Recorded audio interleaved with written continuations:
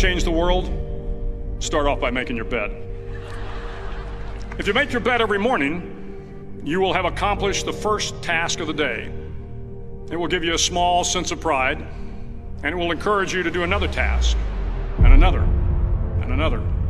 And by the end of the day, that one task completed will have turned into many tasks completed. Making your bed will also reinforce the fact that the little things in life matter. If you can't do the little things right, you'll never be able to do the big things right. And if by chance you have a miserable day, you will come home to a bed that is made, that you made. And a made bed gives you encouragement that tomorrow will be better. To pass SEAL training, there are a series of long swims that must be completed. One is the night swim. Before the swim, the instructors joyfully brief the students on all the species of sharks that inhabit the waters off San Clemente. They assure you, however, that no student has ever been eaten by a shark, at least not that they can remember. But you are also taught that if a shark begins to circle your position, stand your ground. Do not swim away. Do not act afraid. And if the shark, hungry for a midnight snack, darts towards you, then summons up all your strength and punch him in the snout, and he will turn and swim away. There are a lot of sharks in the world. If you hope to complete the swim, you will have to deal with them. So if you want to change the world, don't back down from the sharks.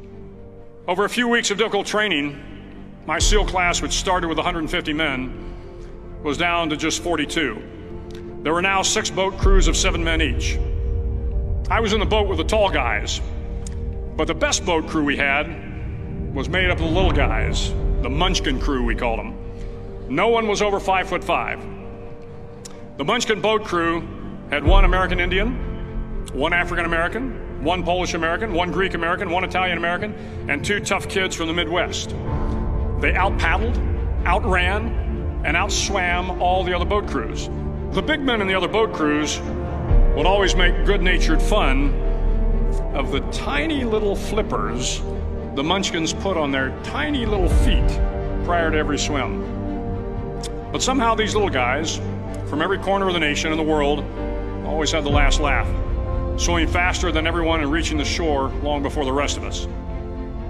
SEAL training was a great equalizer. Nothing mattered but your will to succeed, not your color, not your ethnic background, not your education, not your social status. If you want to change the world, measure a person by the size of their heart, not by the size of their flippers. The 9th week of training is referred to as Hell Week. It is 6 days of no sleep, constant physical and mental harassment, and 1 special day at the Mud Flats. The Mud Flats are an area between San Diego and Tijuana where the water runs off and creates the Tijuana Sloughs, a swampy patch of terrain where the mud will engulf you.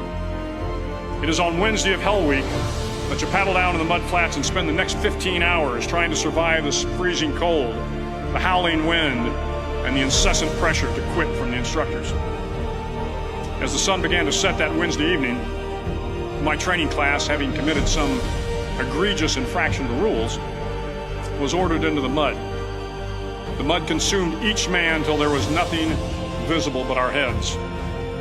The instructors told us we could leave the mud if only 5 men would quit.